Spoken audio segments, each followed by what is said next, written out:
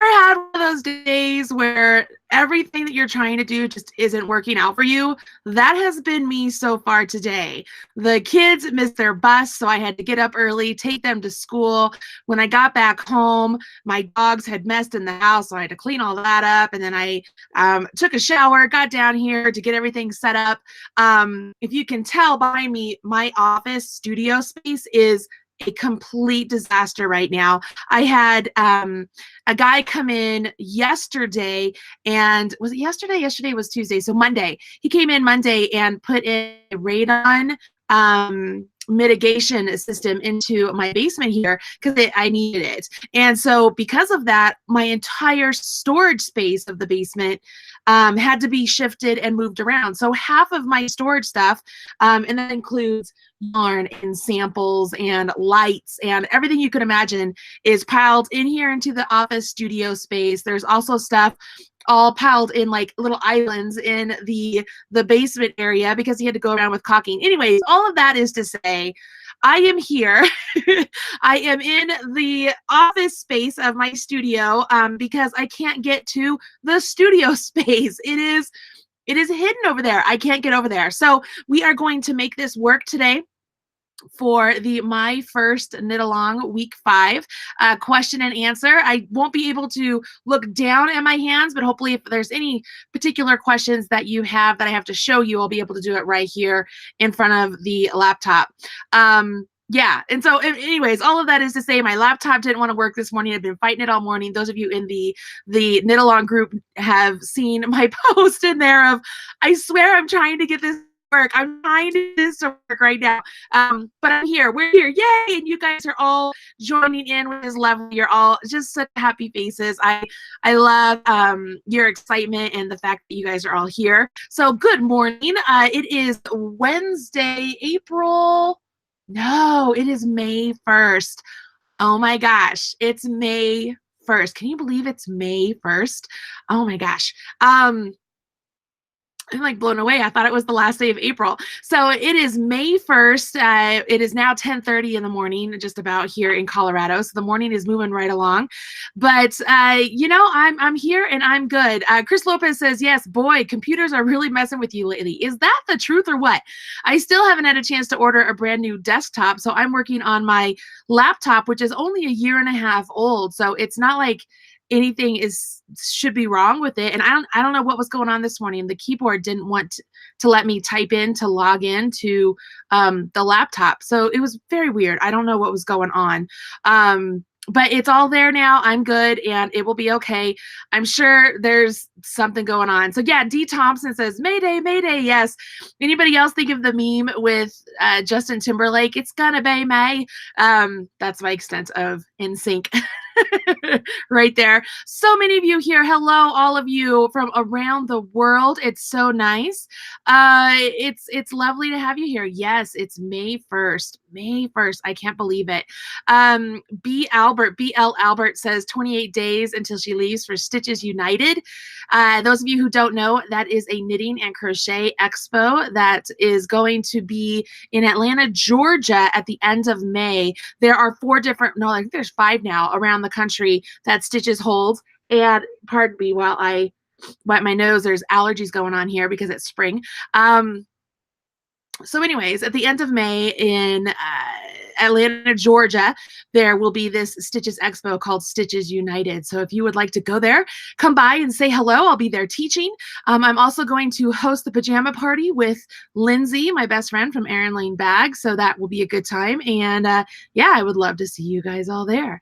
Let's see. So many of you over here. And I'm going to ask you to ask your questions. Do you have any questions regarding the knit along at this point? I know that there were a couple questions in the group, so I can jump in and start off by addressing those and kind of get your guys' juices flowing and have you answer or ask some questions here. I'm not joined with my mom today, so it's just me, and I wanted to see if Caitlin could join me, but she didn't have anybody to watch the kids, so we are in this just you and I today in my crazy office here, where it's a good thing I'm not claustrophobic because it would be really bad right now. All right, so I'm going to start off with a question about the sleeve length. Somebody asked me, one question was, why is it that some of the different sizes that are larger have shorter sleeve lengths than some of the smaller sizes? And I thought that was a really good question. It was one that some of you who might not understand the way drop shoulder construction works, you might be wondering the same thing. So I thought I would explain that.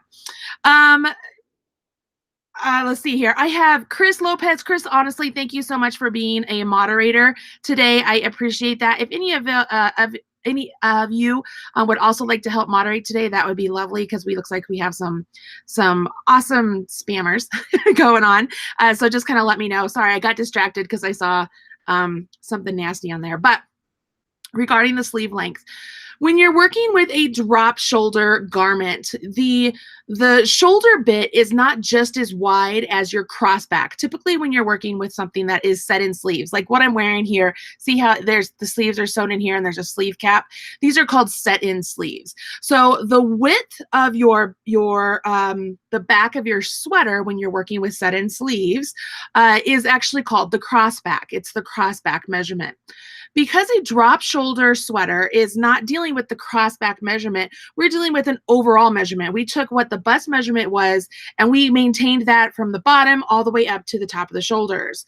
Well, by doing so, the bust measurement, the width that we need for that, makes the shoulder part wider than the actual shoulder measurement. So the extra, the wide part, drops down over the shoulders. That's why it's called a drop shoulder. So that amount that it would drop down over your shoulder has to be accounted for when you're working with the sleeve length.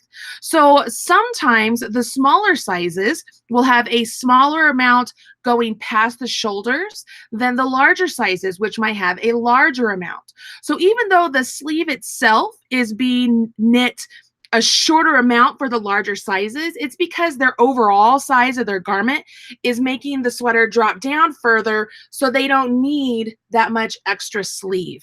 Does that make sense? I'm going to have you guys answer me over here in the chat area.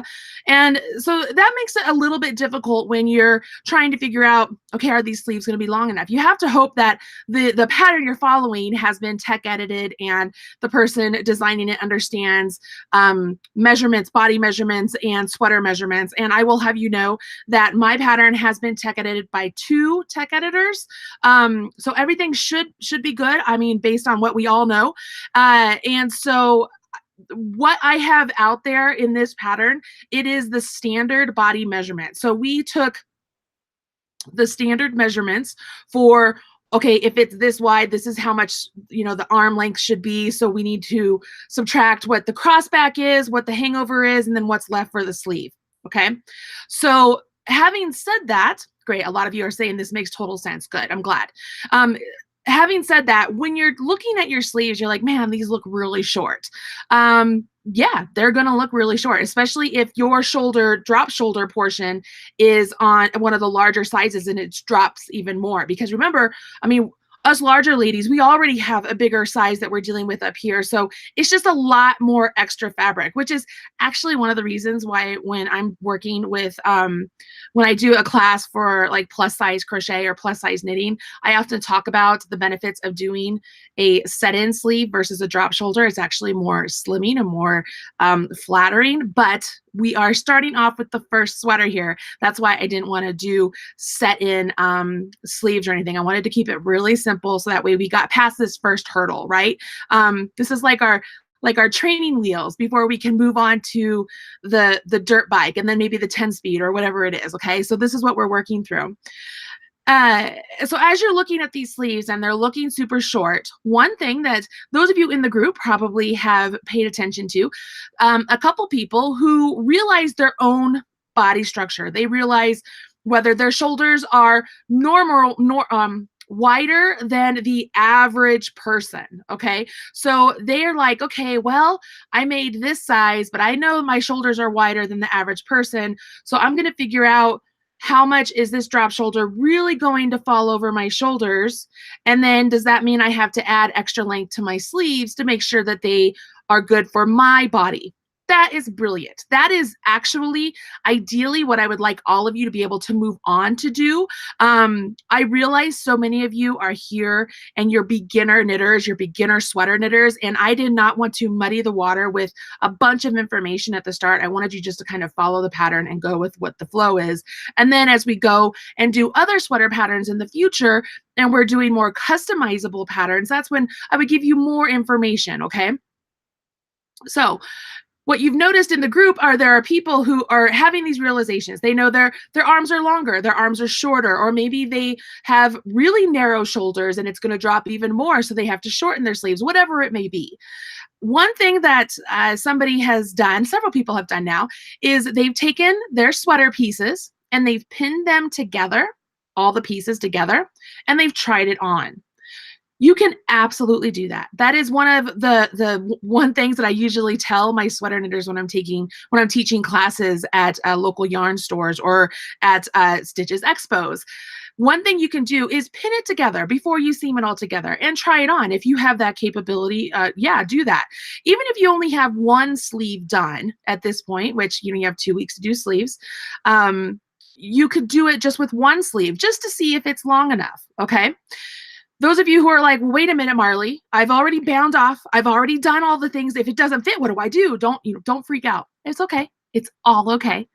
All you would have to do is take that handy dandy tip of a lifeline and weave it in through all of your sleeve at the right underneath the bind off, and then unravel your bind off, and then just add a couple more, either a half an inch, an inch, 2 inches, whatever you might need, if you need more, to your sleeve. Like, it's really not that difficult. It's okay. All is not lost if your sleeve is done and you have decided, oh, it's too short, or oh, it's too long. Whatever it is, you're okay. Chances are many of you are not going to need to make any adjustments. That's the beauty of having an average body measurement, right? That's why we are able to have off the rack clothing. That's why we can go to Old Navy or the Gap or Banana Republic or wherever it may be, because they are customizing their garments to an average body size. All right, so that's what I've done with the pattern here. If you need to customize more, these are options for you. One, you can pin it together, try it on. Two, you could have a friend help you take a measurement. I'm going to show you a screen. I'm going to do a screen share here from the Craft Yarn Council. Let's see here, share, present to everyone. So tell me if you guys are all seeing this on screen as I'm showing you, please. Over here, I'm on the Craft Yarn Council's website here, you guys. And what I'm looking at, I'm going to scroll up so you can see it. I'm at Yarn Standards, Standard Body Measurements and Sizing. So if I scroll down here, first off, over here in this section, this gives you a very good idea of ease, or that would be, you guys remember me talking about ease, right? That's the difference between your own personal body measurements and the measurements of the garment you are making. So that's it's the difference between the two. It's how much room you have between your body and your sweater. So this kind of gives you a good idea of, if you're looking at a sweater, okay, how is that possibly going to fit me? Of course, ours is oversized. We've said that all along. We know that it's oversized. You can come down here, and these are areas where there are general measurements. Okay, so these are all general measurements. I want you to pay attention to this number 2 measurement here. Can you see that number 2 measurement? It's from the middle of your neck, across your shoulders, and then down your arm. If you have a friend help you take that measurement on your body, what you can do is you can take half the measurement of your sweater. So let's just use round numbers for this example. Say your sweater is 20 inches wide. We would take 10 inches, because that would be half of 20 inches. And then we would take the full length of what your sleeve is, your finished sleeve, and add those two together. If those two measurements are equal to this number 2 measurement, then you know it's going to hit you right there at your wrist. If it's longer than this number 2 measurement from your body, then it's going to hit a little bit lower on your hand. If it's shorter, obviously, it's going to hit up here a little bit more. Does that make sense? So this is a way for you to not have to pin everything together, but to kind of get an idea of how it's going to fit on your body. Just for explanation purposes, see this number 4 measurement? That's the cross back I was talking about when you're doing a set-in sleeve measurement. That's the cross back. It's not necessarily shoulders. It's a little bit shorter than the shoulders, but that's the cross back measurement that we all have to work into when we're designing shoulders and such. All right, so I'm going to come back to myself here. Hopefully. And there you go. So I'm going to pop over here. I haven't been reading the chat because it's hard for me to read and talk at the same time. So I'm going to come over here and read at the chat and see to make sure that I am making sense here. And it says that you guys are telling me that I make perfect sense when it was explaining how the drop shoulders came down. And I'm scrolling up just to do here. Jay says, I would like a second sweater with sweater. Blah, blah, blah. I would like a second sweater with set-in sleeves too. Jace, is it Jace or JC? I'm not sure. JC Grace or Gray? JC Gray? I'm not sure. I absolutely agree. I think set-in shoulder patterns are beautiful, and they actually look the best on most body types because you can really customize the fit of the crossback. And the more you have a garment that fits your upper body, the more slender and flattering the garment fits. So that's something that we can talk about for sure. Let's see here. Question, how can I make the sleeves longer? I've lost a lot of weight, but my upper arms were large. How do I make the sleeves bigger? So that would be catnip in D. If you were going to make the sleeves bigger, that would be adding more stitches. If you were going to make them longer, that would be adding more rows. So you would just have to calculate what is best for you. The hardest part there is if you're going to add more stitches, that is going to take up more space than what we have calculated for the top part of your sweater. So right now, remember, I had you guys put stitch markers at the 15 inches point. It's really 18 inches if you include the ribbing, but the 15 inches. Everything you did past that 15 inches is your upper body. That's where the sleeve is going to connect. So catnip, if you make your sleeves wider, it's going to be wider than the area on your sweater. So that's something you would have to calculate and figure out if you were going to make those changes. Let's see here. Marnie says, thank you for keeping this simple base to build in the future. Thank you so much for saying so, because that's the whole reason I did this. I know that there's a lot of people out there who will start with sweaters in the round or sweaters with raglan or whatever it may be. I thought that doing a sweater with pure basic pieces of fabric with simple shaping was a great way to transition from those of you who may have only ever made blankets or scarves. This is just one little step further than that. And that was my thinking here. It was just a stepping tool to get us to the next step. Let's see here. Coffee Crazy says, I'm going to start late, but in the meantime, I'm learning so much from the other posts. Thank you, Marley, and everyone with their input. I agree. There are so many wonderful and knowledgeable knitters in this group that are helping everybody. I love that so much. It makes me so happy. Chris Lopez says, I see lots of people doing customizations in the group, which is nice, but probably confusing to absolute beginners. I would agree, Chris. So I think one thing that I've noticed is those who are making customizations, it's clear that they are experienced and they're able to do that. I don't see very many beginners attempting to make customizations. They're really following the pattern the way I've suggested to do that, which makes me very happy. Because again, that's what I'm trying to do. I'm trying to hold hands. I'm trying to handheld. I can't think of the word right now. I'm trying to make sure everybody gets to the same place and has the same wonderful sweater at the end. So let's hope that's the case. Suzanne Jennings, it says, I went back and studied and compared the spreadsheet instructions with the sleeves to the traditional instructions, which totally confused me last week. And now it makes sense. I totally get it. Thank you. Suzanne, great. I'm so happy. I know that the traditional sleeve instructions, the one that are written on the website, the ones that will be written on the PDF available at Red Heart, they can be very confusing and it can get overwhelming. But if you break it down in a spreadsheet format, It's much more digestible and it's easy to follow along with without getting lost. And as I mentioned last week, I really encourage all of you who are ever working on anything like this, where it's do this, this, this, and at the same time, make sure you do this, this, this. Break it down in a spreadsheet for yourself. Write it out for yourself if it has not been done before, because it will just make the knitting experience better. That's one thing that many of you in the Facebook group have mentioned. Having the spreadsheet made knitting the sleeves actually really fun and easy, because you were able just to tick everything off and you didn't have to worry and overthink things. And that makes me so happy, because knitting should not be stressful. This should be something that we're having fun and enjoying. So that makes me happy. Brenda says she's ready to do a My First Cardigan. I agree. I love cardigans. I'm not really a pullover girl. It's very rare I wear a pullover, but I love cardigans.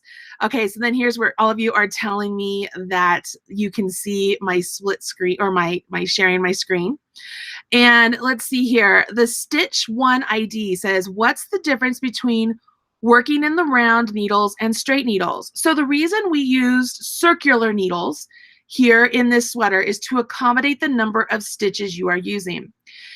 If you had smaller straight needles and you were trying to cram all of your stitches on those straight needles, your gauge and tension throughout one row would actually change. It's not really good to cram a bunch of stitches on one needle. It just doesn't come out very nice.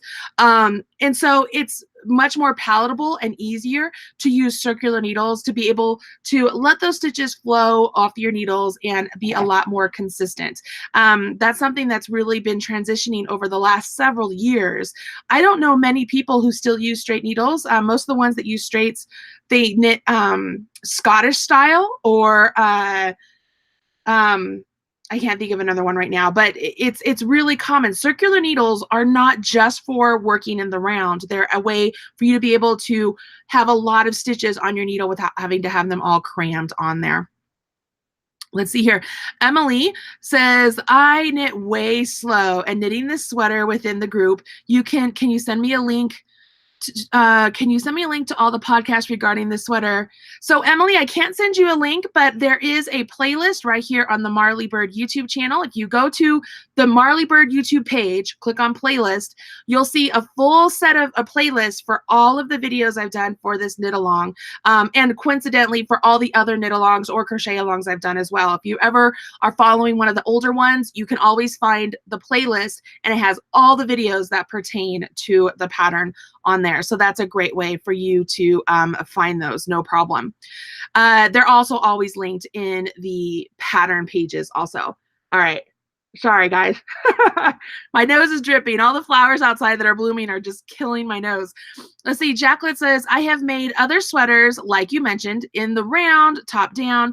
However, the fit has been off. So I'm starting from scratch with your knit along. Thank you for keeping it simple.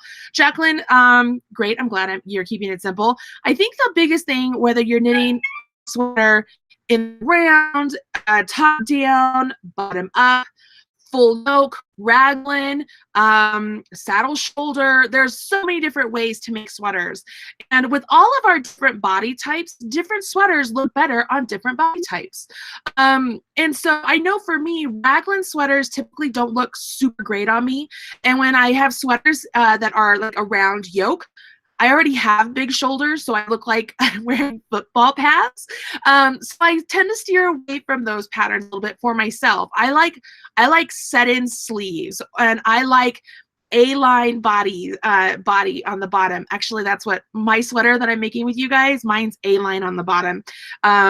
Don't worry, I'll be publishing that pattern on its own. So those of you who are interested, it will be coming out, because, you know, why waste my time making a sweater I've already designed? Let's design another one that's similar, but I can get a whole nother pattern, because, you know, I'm trying to work, people. I'm trying to work.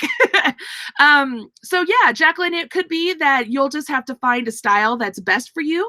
And then as you knit more and more and more, you will learn the alterations that you need to make to various patterns to make them really customizable. Diane Clark says, I love the spreadsheet for the sleeves. I would adapt it for future patterns. Thank you. That makes me so happy. Chris Lopez says, after all these years, I still expand out instructions. It's easier to understand. Chris, me too. Literally, I do it all the time. It's the only way I can be sure to keep track, because with so many different things that are on our mind throughout the day, as simple as it would be just to say, oh, okay, I have to work 6 rows and then I do another increase. Sometimes you just forget and you work 8 rows, then you're like, oh, and you have to rip out 2 rows, and then it's just wasted time. So I would much rather just have little tick marks or something spread out to make a difference for me. Let's see here. It helps to take the weight off of your wrist. Oh, using circulars also helps to take the weight off of your wrist as you're knitting. Absolutely, that's true. Somebody said I should eat local honey. I do that. Let's see here. A-line, yes. Kim Demings. I love A-line. A-line's my jam. Let's see here. Luz Gonzalez says, I just completed your sock knit along and I loved it. Have always wanted to make a sweater, and with your help, I know I can. Oh, thank you so much. That sock knit along was fantastic. It was just a basic sock, and it's just a lot of fun. Even with that one, you guys remember, I knitted a different sock as I was teaching it, so that way I could release another pattern. Remember the striped one, the Hygge stripes?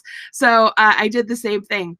I'm guessing, because I haven't seen anything here regarding the arm instructions when I did the screen share, you don't have any questions regarding that, which makes me happy. So that must make sense to you. Just make sure you're not doing that on your own. Have somebody help you with that. You don't have to take off your clothes. Like, I mean, you can if you want to. If you want to make it a party, go for it. But just, you know, as long as something's not super bulky, you should be pretty okay with doing all of that. All right, are there any other questions? Suzanne says, can we still access the basic sock knit along? Absolutely. Suzanne, all of my stuff is still free right here on the Marley Bird YouTube channel. Take a day, take a weekend, take a week. Just peruse all the different videos. It helps me here on YouTube. The more people that view the videos, smash the like button and leave comments, that actually helps me increase my reach on YouTube to be able to get more and more subscribers, which is in turn how I can make money and keep presenting this free material. So if you guys are ever wondering how you can support me, support Marley Bird's brand, support the Marley Bird YouTube channel, it's simply as easy as making sure you always smash the like button, if you leave a comment on videos, and if you watch a whole video through. That helps me immensely. And then of course, sharing the information or sharing my channel with others, let people know about me. That is always a huge help, huge help. Let's see here. Do you recommend inset sleeves for a first sweater? Jean Joseph is asking me that. It's not necessarily that I don't recommend it. It's that in the past, I have done inset sleeves or set-in sleeves for a first sweater when I was in a class with people and I was more hands-on. I thought it was a little bit easier than trying to do it virtually like this and teach people over a video. It can be done. It's not that it's difficult. I just thought that this was a much easier way to reach the masses and really start at the bare minimum of making a sweater. Like there's no neck shaping. There's the minimal shaping for your sleeve. It's going to be super easy seaming along the stockinette portion of your sweater. I think the most difficult part will be when we're seaming the sleeve together, just because some people might get confused when the increase or the increases are there, how they work, where do they seam? It's not even, and when I say difficult, I use that very loosely. It's just that it's like, if the difficult nature of everything else is a 1, it's like a 1.5. So it's not hard. We just have to take our time and do it together, and it'll be just fine. It'll be just fine. Kitty Club 99, how do you design knit patterns, especially sweaters? I am really wanting to learn how designing works, make my own patterns. Thank you for the knit along. I'm so excited and nervous about sewing the sweater. No reason to be nervous about sewing. It really is super easy. If you want to check out some of my mattress stitch videos, you can do that to give it practice beforehand, but I'm going to do that in the video next week. And Kitty Cub, the best thing to do is, let's see, I have classes on Craftsy, which is now Blueprint. You could check out, one's called Curvy Knits, one's called Curvy Crochet. It's dedicated to help larger ladies to alter patterns to fit them, but at the same time, it could very easily be a design course.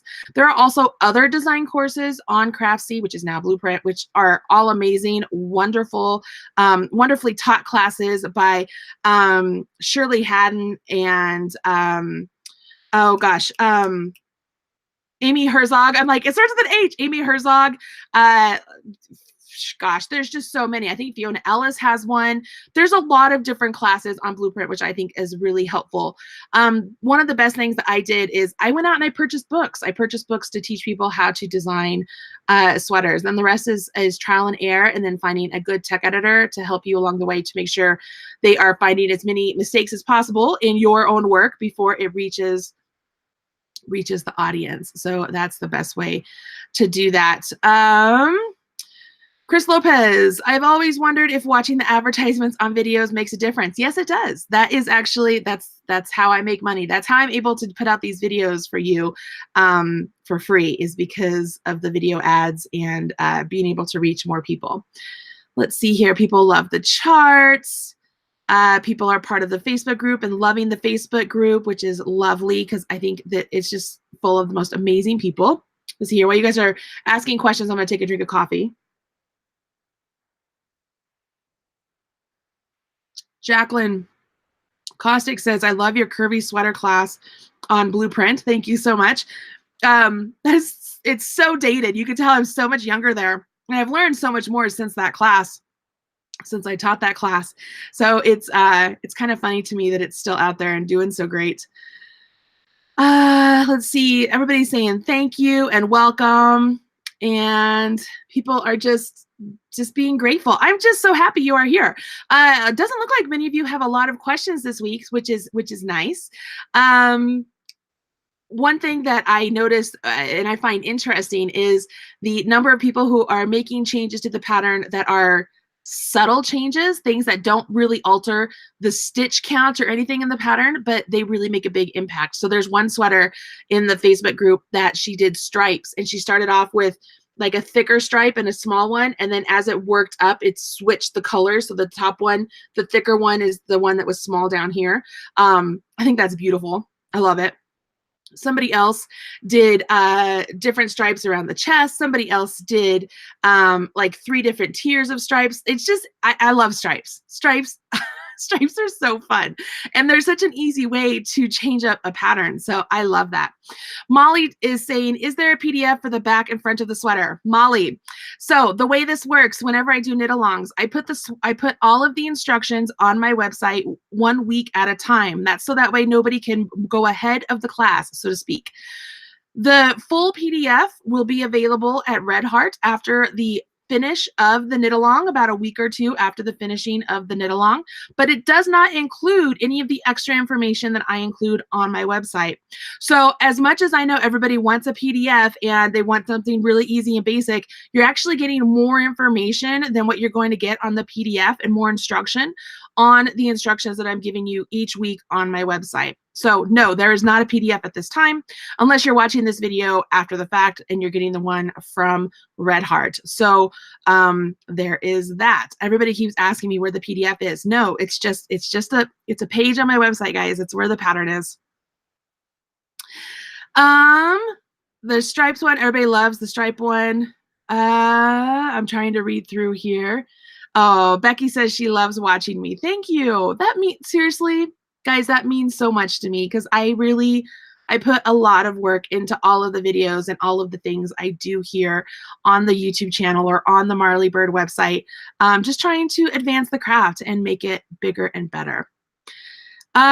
Somebody, let's see, Yu Chung Torok says, question, when I fix a drop stitch or ladder, it ends up very loose.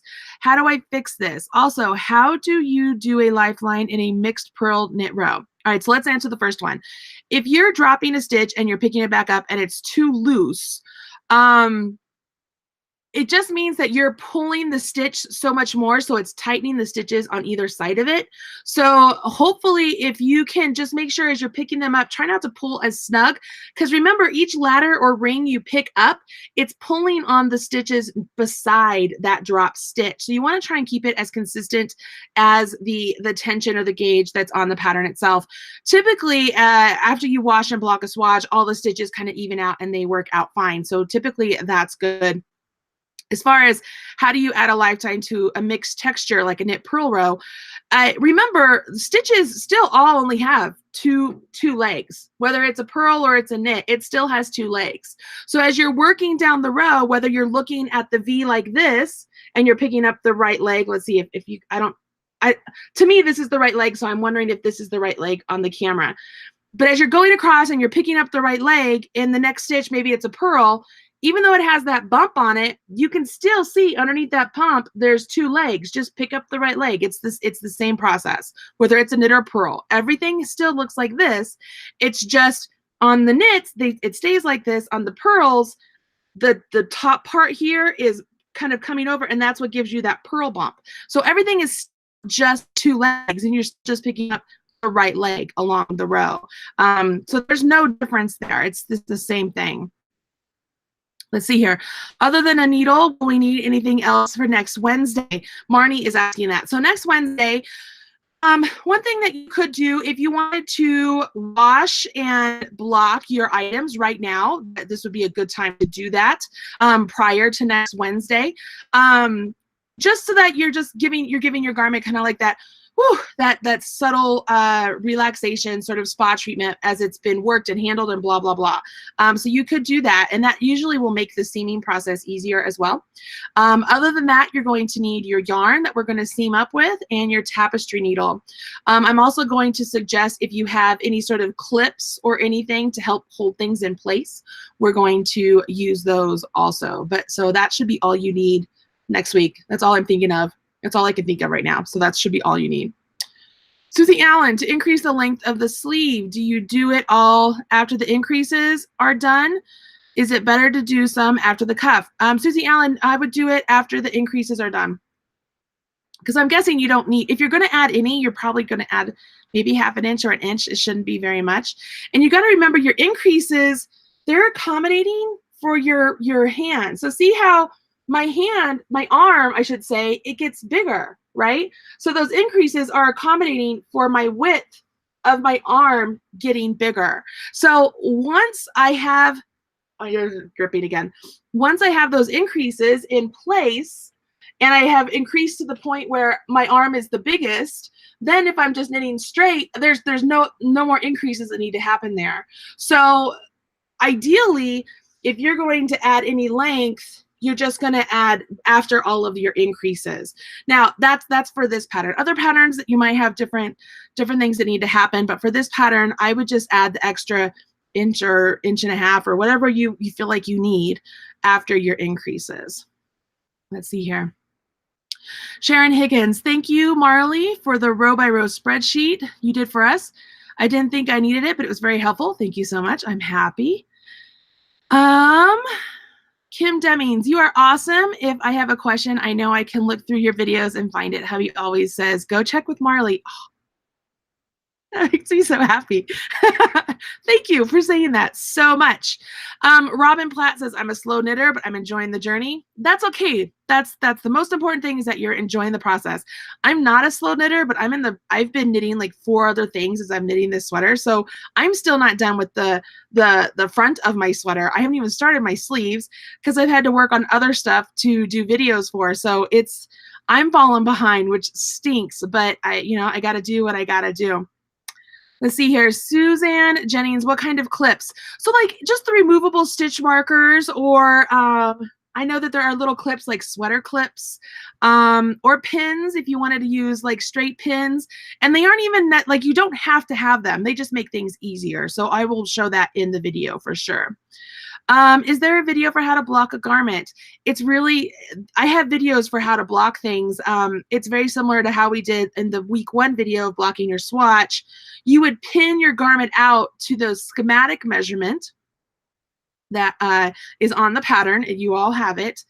Pin your sweater out to the sweater or the measurement from your schematic, and just let it dry. And that's it. That's really all it is. It's just laying something out to dry at a certain measurement. I need more days between now and next week. Diane, preach. Let's see here. What do I need to block my pieces? It's just like in the first video, guys. You can use a bed. You can use the cardboard cutting board, like what I use. It's just like that. It's just flattening it out. Think about this, guys. Your yarn has been processed at the mill. It's been handled by the packagers who put it into the packaging. It's been handled by the person who opened the box at the store and put it out and put it on the shelf. And then how many people have touched it when it was on the shelf? And we all know we grab yarn and we rub it on our face. Is it going to be itchy? How does it feel? So who knows how many people have touched your yarn before you've even gotten a chance to work with it. Then you've cast on with it. You've been knitting with it, traveling around with it, having it wherever it needs to be. That yarn has been through the ringer. So it's a great time to just take a chance, put it, I wouldn't even like wash it in a washing machine. Even if it's acrylic, why run the risk? I would just fill up your sink. This is so easy, guys. Fill up your sink with some lukewarm water, not hot, not cold, just lukewarm water. Put in a little bit of soap. You can use detergent. You can use, I like to use Eucalyptus Wool Wash because it smells really good. You could use Woolite if you wanted, just a little bit of soap, something, even shampoo. I have people who have used shampoo, just a little bit of soap in there. Let your garment, put it in there, let the pieces, put them in there. Don't tuck in your ends. Like you can tuck in your ends, but I was gonna, some of you left your ends really nice and long so that you can use them for seaming. You can do that as well. I'm not telling you to tuck in your ends. I'm not telling you not to tuck in your ends. It's totally up to you. So you put it in the water, you know, what I would do is, just like when I did in the first video, I would just kind of go like this a little bit. Don't agitate it too much. Just make sure all the water and soap gets through there and just let it sit. Let it sit for like 20, 30 minutes. Just let it sit there. And then let the water drain all the way out and then squish your sweater, all the pieces, squish it, trying to get as much water out as possible. Pick it up out of the sink, making sure nothing's like falling out or anything. Just kind of pick it up like it's a baby. Put it on a towel and roll it up like a burrito and squeeze to get more water out. And then unroll it. And at that point, just pin out your fabric to the measurement on the schematic. It's that easy. Can you put it in the washing machine? Yeah, but dude, you just spent 5 weeks knitting something. Don't put it in your washing machine. Just put it in your sink and wash it that way so that you are sure that nothing's going to come unraveled, because how heartbreaking would that be? Just put it in your sink, let it wash in there, and then it's going to smell good. And when you seam it up, you'll be ready to wear it knowing that it's nice and clean. And it just is better that way. Does that all make sense? Hopefully I didn't scare you guys. I mean, it's so easy. There's more technicality to washing your hair than washing a sweater like that, right? You have to make sure that soap doesn't get in your eyes when you're washing your hair, and you got to make sure it all, like, you just, come on. You can do this. I promise you can do this. What would Marley do? Well, that's funny. Somebody said hashtag what would Marley do? Let's see here. I'm going to come by here. I'm hoping everybody's not saying anything. So now I'm like, okay. So Kim is asking, should I rinse the soap? Yeah. If you're using a soap that's not a non-rinse, then yeah, you like let the sink drain and you could run water on it to rinse out the soap. Absolutely. You could do that. I'm so used to Eucalyptus that it's a no rinse that I tend to not rinse. But yeah, you can absolutely rinse it out. Just make sure when you're lifting it up out of the sink, you have as much water out of it as possible before you lift it up out of the sink. And don't let a piece like hang off or fall off of your hands, because then just the weight of the water will stretch that out a little bit. Not that it's irreversible. It's just, just keep things together. It just makes it better. It's super easy. And those of you who made socks, that's how you can wash your socks too. You just, when you're going to get in the shower, fill up your sink, put some soap in there, throw the socks in the sink. By the time you get out of the shower, drain your sink, and then, squeeze your socks and then just pin them out or hang them up or whatever you're going to do. And your socks are washed. Like, that's all you need to do for your hand knit socks. It's super easy. It's funny to me how many people freak out when it's like, I have to wash my stuff. It's so simple. It's so simple. It's crazy. It's simple. Spell the wool wash. You know what? Let me pull it up. Give me a second and I will give you a link to the wool wash I use. Let me see if it's on Amazon. I'll give you an Amazon affiliate link, because then I get a little bit of a kickback and it doesn't cost you anything. So give me just a second. And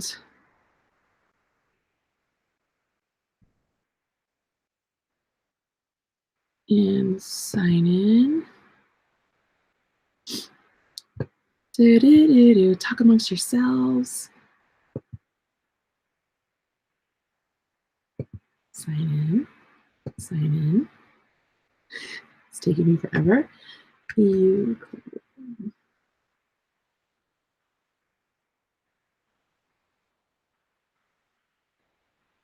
And here we go. I want to make sure I give you the one that's like my favorite scent. It's the one that's by Kristen Omdahl. It's called Rapture. Oh my gosh, it smells so good. I love it so very much. It's so good. Smells so good. All right, text. Copy. All right, so here we go. Here is the Amazon link for the Eucalyptus, and this is the Rapture one. It's Night Blooming Jasmine, and this is a large bottle. So of course, if you click on the link and you want to get one of the other bottle sizes, I don't care. But it smells so good. You're gonna want to wash like your sheets in it and all the stuff. It's just fantastic. It smells so good. I love it. Okay, my little brother Sammy keeps asking for the new hoodie and says he has to have it with front pockets. So Sammy wants a hoodie pattern. All right, we'll have to write one up like that.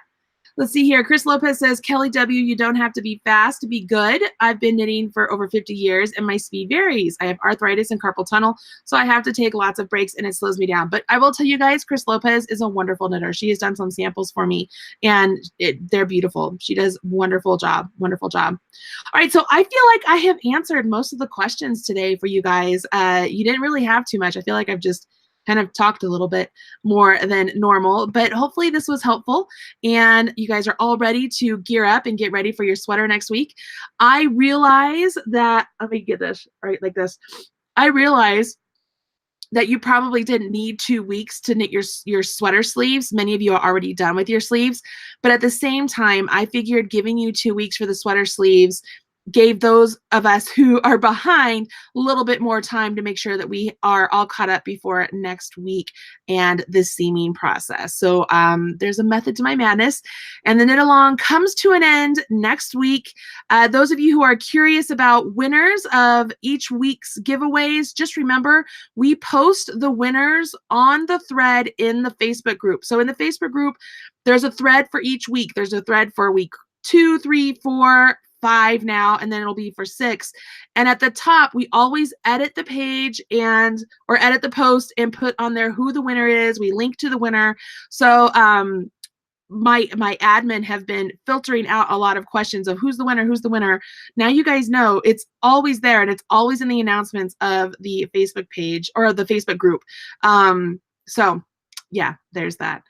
I hope you guys are having fun. Are you having fun? Please make sure you go on and post in the group that you're having a good time or leave a comment here on the video because Red Heart and its new owners, Spinrite, are all paying attention to the knit along and seeing how much you guys are enjoying it.